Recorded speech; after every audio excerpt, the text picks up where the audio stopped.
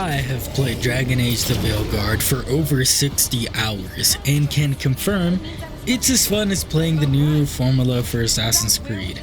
It's very different and doesn't really connect to its past games in multiple ways, but it's a game that works and tries to at least be decent. Hi, my name is Phantom and these are my thoughts on Dragon Age the Veilguard.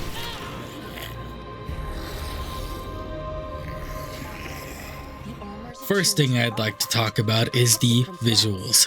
Veilguard absolutely presents itself with beautiful character designs and world environments like no other. It has some of the most beautiful landscapes I have ever seen, and they're not basic looking either. I couldn't help but sometimes aura farm and walk slowly through the areas, enjoying its beauty. Characters also look well made.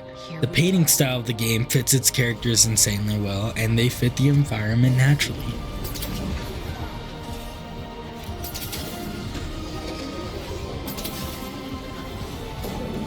Veilguard has some stunning animations for combat which makes it feel smooth and fluid, but that doesn't fix the horrendous enemy designed AI that actually made me upset.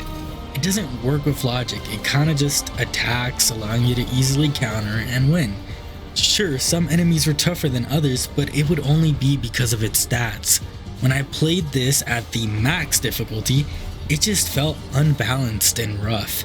Regular enemies became sponges, and bosses became basic repetition, and it at least felt rewarding loot-wise, but there was no achievement worth that pain of spamming attacks.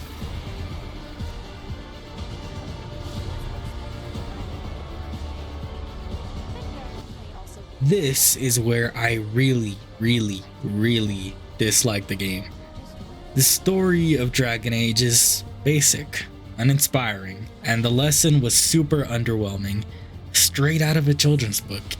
You too can be a leader, basically felt like the entire storyline. Sure, there were cool action sequences that made you wonder the stakes of the world, but for the first time in Dragon Age, I couldn't care what happened to the world. If it died, so be it. I couldn't help but skip through dozens of dialogue hoping it would end, not due to bad or mid voice acting, just due to a weak script in general. What's funny is that the side quests for your companions are still a highlight though, and due to BioWare's expertise in them of course. I did care enough about some of the characters to finish their plots, but I was a bit shocked that they went down the same formula almost every single time. Story-wise, they would at least be different, but I will admit that a lot of them had themes close to death and kinda getting over it. Combat-wise, every single small sequence would lead up to a big fight sequence, which is okay, but the stories didn't impress me enough to do that final quest and hit that final boss because playing on the hardest difficulty sucked ass for that.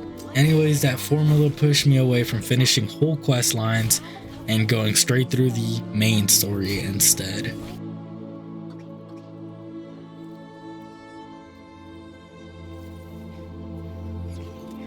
The characters are fun and voice acted well, but I have to admit that they are not well made.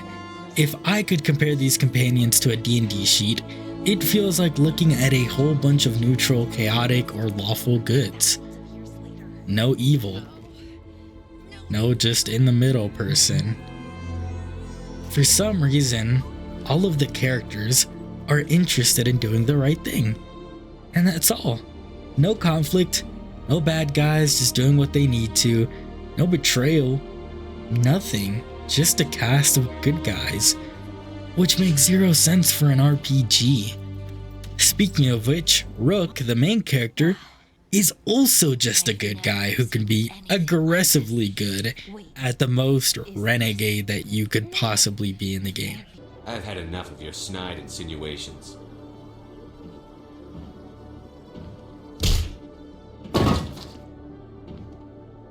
You son of a bitch! You also have no choice there. He can't be bad, which it didn't feel horrendous, it just didn't feel right. And most characters outside your companions are completely forgettable or do nothing in general besides talk. And I'm being so serious when I say that. The voice acting on the other hand definitely ranges, some good, some bad.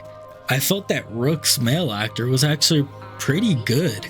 Sadly, the writing of his character tones him down of any real need of a great performance.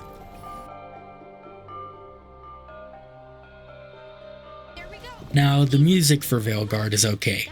Actually, I couldn't help but feel that nothing was playing half the time. I don't know if it was just super low audio-wise or there were only a few tracks, but this had to have been one of the most empty feeling games I've played in terms of music.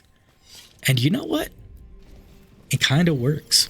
I didn't feel the need for it besides combat, of course. Sure, maybe the game would be better with more music, but honestly, I've been so used to being crammed with a soundtrack that this game being empty of one felt noticeably different. And it kind of felt peaceful, and they do a good job of filling the game with ambiance instead.